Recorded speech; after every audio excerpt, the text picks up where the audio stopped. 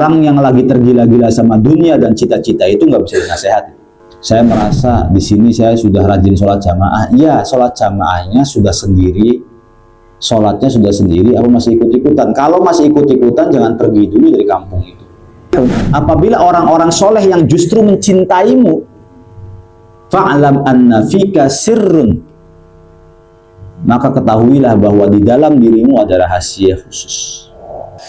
Siapa orangnya yang menjaga sholatnya, sholat lima waktu.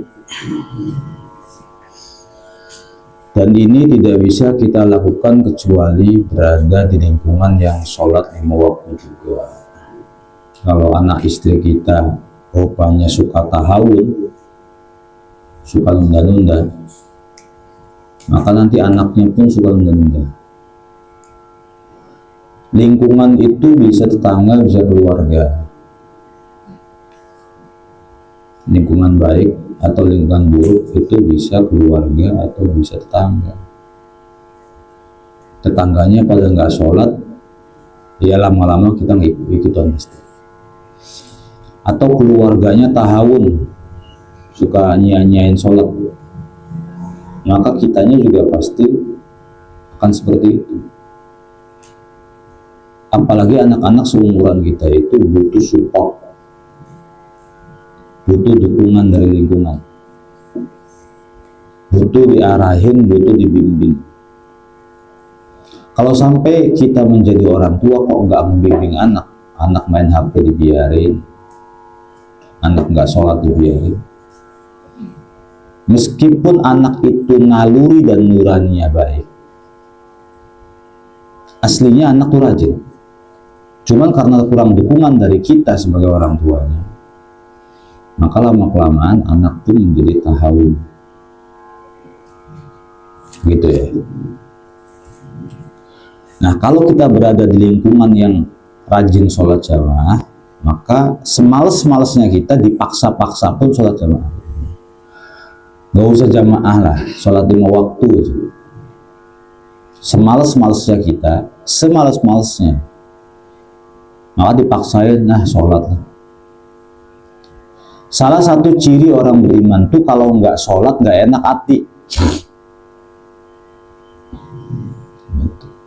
Kayak beban gitu tuh, kayak punya utang, gelisah, resah.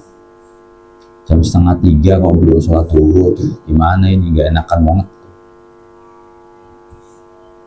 Kalau hatinya misalnya berontak atau hatinya nggak tenang, ini berarti menandakan ada iman. Gitu. Banyak di luar sana mengatakan bahwa orang yang tidak sholat lalu hatinya nggak ngerasa tenang, berarti sholatnya merasa beban. Bagus berarti. Berarti menandakan anak ini hatinya lembut, hatinya baik. Cuman kalau lingkungan kita lingkungan yang tidak baik, nanti lama-kelamaan kita jadi tenang, tidak sholat, jur'ah, malah berani. Kayak nggak punya utang aja. Dia biasa nanti sampai ke maghribnya dia ninggalin sholat. Nah, kalau kita menjaga sholat lima waktu, maka Allah akan memberikan 9 keramat pada diri kita, 9 keramat. Jadi kamu bersyukur berada di lingkungan diatur sama pengurus, sudah jangan pada marah. Ya, ditazirin sama pengurus jangan pada marah. Alhamdulillah, terima kasih pengurus. Karena peraturan di pondok, karena lingkungan di pondok, alhamdulillah setidaknya meskipun saya nggak niat sholat, tapi akhirnya saya sholat juga. Berarti terbentuk ada peraturan pondok atau lingkungan anak-anak santri. Bayangkan kalau sekarang ini kos-kosan misalnya, anak-anak di sini pada bayaran per kamar. Nggak pengajian, nggak ada aturan, nggak ada kiai, adanya bapak kos, laki-laki perempuan campur, dan rata-rata sudah tidak ada musola. Yang mau sholat mangga, yang enggak juga silakan. Sebaik-baiknya kamu maka akan terdukung oleh lingkungan, kesempatan. Toh teman-temannya pada nggak sholat, andaikan saya nggak sholat, nggak ada yang negur saya. Wong tingkatan tauhid tauhid takut kepada Allahnya masih minim, masih nggak ada aja. Kapankah seseorang itu bisa meninggalkan lingkungan yang baik? Tatkala tauhidnya sudah baik. Kalau tauhidnya sudah baik, ya silakan kamu bertetangga dengan siapapun nggak apa-apa. Tapi kalau tauhidnya masih baik, cari tempat, cari rumah, cari lingkungan yang kira-kira lingkungan itu rajin, yang akhirnya kita ke bawah-bawah. Jangan pergi dulu dari lingkungan tersebut sebelum saya membiasakan diri. Saya pengen cari tetangga yang lain, saya pengen cari kampung yang lain. Saya merasa di sini saya sudah rajin sholat jamaah. Iya, sholat jamaahnya sudah sendiri, sholatnya sudah sendiri, apa masih ikut-ikutan? Kalau masih ikut-ikutan, jangan pergi dulu dari kampung itu. Jangan pergi dulu. Kalau sudah pergi duluan, ya berarti kita masih terpanggul sama lingkungan. 9 keramat itu, yang pertama yuhibbuhullah, dicintai Allah. Kita cinta Allah, cinta Nabi, cinta guru, cinta orang tua, wajar. Pertanyaannya, Allah cinta kita enggak? Apa jangan-jangan bertepuk sebelah tangan kita? Cinta Nabi, Nabinya enggak cinta kita. Cinta guru, gurunya enggak cinta sama kita. Kalau murid pada cinta sama guru itu umum. Bangga-banggain gurunya, ini guru saya, ini kiai saya, ini pondok saya, ini nabi saya. Yang jadi pertanyaan, nabi kita Rasulullah Shallallahu Alaihi Wasallam, guru kita itu cinta nggak sama kita? Gitu. Cinta nggak sama kita? Kalau sampai man ahabbas sholihin, idza ahbabtas sholihin,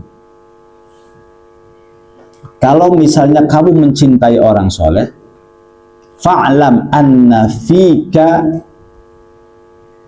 khairun, ketahuilah bahwa di dalam dirimu ada kebaikan. Kamu cinta sama orang berilmu, kamu cinta sama orang soleh, maka berarti di dalam dirimu ada kebaikan.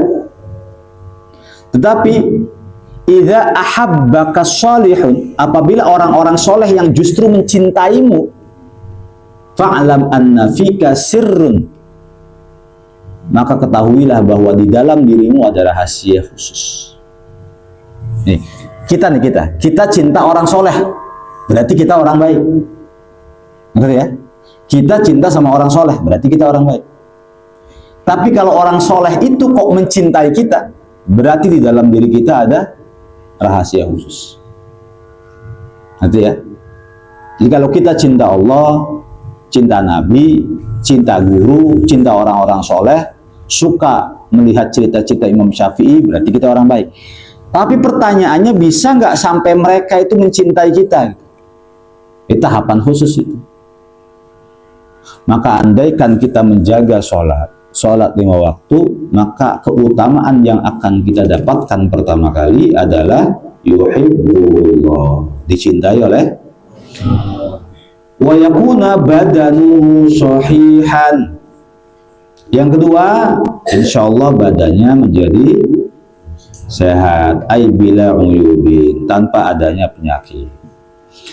Yang ketiga, wa tahrisuhul malaikatu, akan dijaga oleh para malaikat. Kalau sholat 5 waktunya rajin, maka akan dijaga oleh malaikat. Yang berapa? Yang kelima, wa tanzilul barakata fi darih, Allah akan menurunkan berkah di dalam rumahnya. Berkah, arti berkah ya. Allah akan nurunin berkah di dalam rumahnya. Jadi kalau ayahnya nggak kiyang sholat, ibunya nggak kiyang sholat, anaknya nggak kiyang sholat, itu bisa dipastikan rumahnya nggak ada berkahnya. Kalau tidak ada berkahnya, nanti yang dibicarakan sehari-hari adalah duit. Tapi kalau rumah yang isinya orang-orang hebat, yang tidak mau meninggalkan sholat, minimal nggak mau meninggalkan sholat.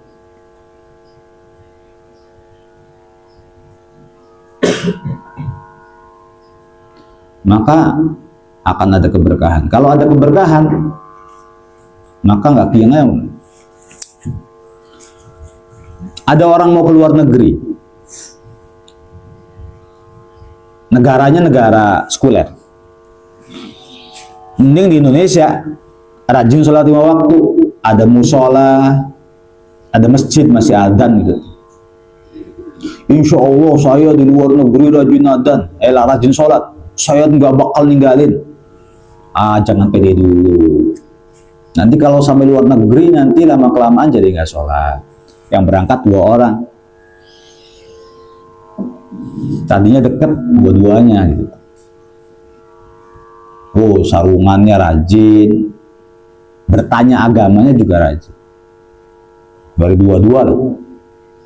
Sudah di sini saja, kalau mendapatkan rezeki di negaranya sendiri itu berkah. Gak pokoknya harus mau ambisi pengen dapat uang banyak. Jadi dibilangin itu susah. Mangkana yuhibbud dunya yamna'hun nasihah. Orang yang lagi tergila-gila sama dunia dan cita-cita itu nggak bisa dinasehati. Susah dinasehati. Oh, jangan keluar negeri. Siap, saya akan jaga tetap keluar negeri, akan selalu ikut pengajian, akan selalu mendengarkan nasihat, akan selalu. Sudahlah kalau susah bilang, lagi cinta mati-matian sama duit. Berangkat ke luar negeri sebulan, 2 bulan masih komunikasi, kesananya belas. Ditanya doang ini, wes gini. Ketika lebaran teleponan, sholat tidak? Jawabannya gini, hehehe. Berarti nandain, berarti dia sudah, ya nggak tahu sih tapi hehehe jawabannya. Pasti tanya sholat enggak? Sudah sholat enggak? Mana prinsip udah tua, bukan seumuran kita. Kita umuran 14, 15, 16, 17 yang labilitasnya masih tinggi. Dia umurnya 36. 2 tahun di bawah Abi. Prinsipnya udah mateng. Prinsip mateng aja udah goyah sama lingkungan. Gimana dengan kita? Ya. Oh, enggak ada yang sholat, jadi ikut-ikutan sholat. Andaikan kita berada di dalam sebuah keluarga yang nggak pernah sholat, maka dipastikan di dalam keluarga tersebut yang dipusingkan adalah urusan duit. Ya uang terus.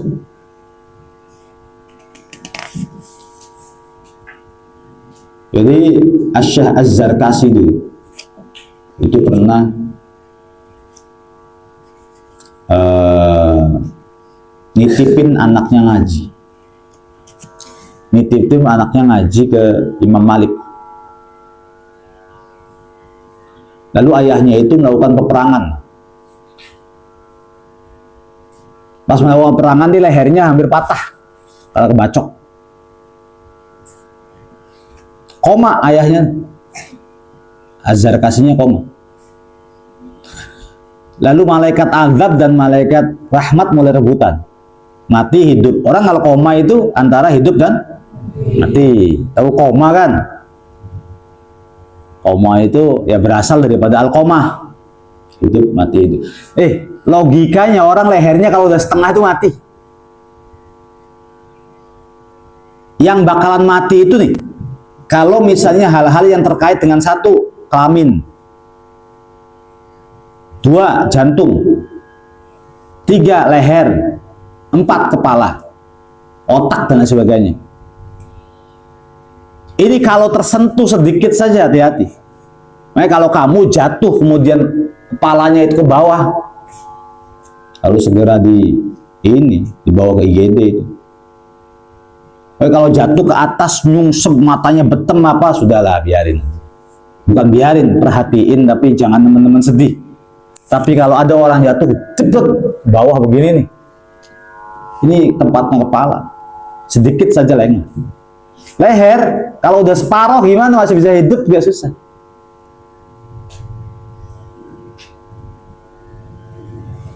Wahai Zarkashi, kau masih mau hidup apa mati? Bentar lagi mati. Dan memang kamu diambang kematian. Saya masih pengen hidup, saya masih pengen hidup, saya masih pengen hidup. saya masih pengen hidup. Bertengkarlah antara malaikat rahmat dan malaikat azab. Dar dir dar dir dar dir. Dengan argumentasinya udah nggak layak mati, nggak udah layak hidup, udah gantung leher, bentar lagi juga mati. Tolong hidupkan dia lagi, tolong hidupkan dia lagi, tolong hidupkan dia lagi. Malaikat rahmat gitu. Malaikat azab, malaikat siksa ya, itu mengharapannya mati biar neraka sih, didukung sama malaikat Israel. Udah matiin aja, matiin aja. Malaikat rahmat, tolong berikan dia kesempatan, sebab dia mempunyai seorang anak yang sekarang sedang mengaji, yang berada di lingkungan yang baik. Artinya seseorang yang berada di lingkungan baik itu sampai bisa ngebantu orang tuanya dalam segi apapun. Jadi lingkungan tuh perhatiin baik-baik. Kenapa begitu? Karena di situ kau masih sholat, kau masih ngaji. Jaga sholat, ngaji, yang nggak ngaji itu nggak gampang lah, susah banget. Apalagi kalau kita udah kerja nanti, kontrakan-kontrakan, di mes-mesan, berlumuran oli, berlumuran. Wallahu a'lam, masih kiyang nggak sholat? Wis nggak usah sholat 5 waktu, kau jamak aja lah. Jamak nggak kiyang juga. Dia maunya ninggalin sholat itu sudah. Nah caranya setan kan gitu. Nah kalau misalnya keluarga kok nggak sampai kiyang sholat, maka Allah tidak akan menurunkan keberkahan dalam rumahnya. Wa yadharu ala wajhihi simas shalihin, lalu nampak di wajahnya adalah auranya orang-orang soleh. Jadi kalau kita menjalankan sholat 5 waktu, maka wajahnya itu ada aura-aura orang soleh. Lalu selanjutnya, keutamaannya Allah beri, wa yalinullahu qalbah, Allah akan membuat hatinya itu menjadi lembut. Berarti kalau kita sudah meninggalkan sholat, lama-kelamaan hati kita menjadi keras. Kalau jadi keras, nggak dengerin nasihat, maunya bertengkar, gampang tersinggungan, iri, dengki, lihat kecantikan orang lain iri, gitu. Lihat kelebihan orang lain iri, itu berarti sholatnya belum mantap. Kemudian wa yarmurru 'ala sirati kalbarqil lami', kelak nanti akan berjalan di atas sirat seperti kilat yang memancar. Cepat tadi di siratal mustaqim. Wa yunjihillahu minan nar, lalu Allah akan selamatkan dia dari api neraka. Wa yanziluhullahu fi jawa wa yanziluhullahu fil jannati fi jawaril ladzina la khaufun 'alaihim wa la hum yahzanun. Allah akan menempatkan dia di surga dengan tetangga-tetangga yang mana tetangga-tetangga itu la khaufun 'alaihim wa la hum yahzanun, tidak ada rasa takut dan tidak ada rasa gelisah. Ai fi qurbil awliya'il kibar, dia berdekatan dengan para wali-wali yang besar atau wali-wali yang senior. Ruya annahu sallallahu alaihi wa alihi wasallam qala, Rasulullah sallallahu alaihi wasallam mengatakan khamsu shalawatin, ada 5 salat. Man hafadha alaihinna, barang siapa yang menjaga 5 salat tersebut, kanat lahu nuran wa burhanan wa najatan yaumal qiyamah. Ya, maka sholat 5 waktu itu akan menjadi cahaya, akan menjadi burhan, akan menyelamatkan kelak di dalam hari kiamat. Wa man lam yuhafidz 'alaihinna lam yakun lahu nuran wala burhanan wala najatan wa kana yaumal qiyamah wa kana yaumal qiyamah ma'a fir'aun wa qarun wa haman wa abi wa ubay bin khalaf. Dan barang siapa yang tidak mengerjakan sholat 5 waktu, maka kelak di hari kiamat dia tidak akan mempunyai cahaya, tidak akan punya surga, tidak akan punya keselamatan, tidak akan punya burhan. Dan kelak dia di padang mahsyar itu bersama Fir'aun, bersama Qarun, bersama Haman, kemudian bersama Ubay bin Khalaf.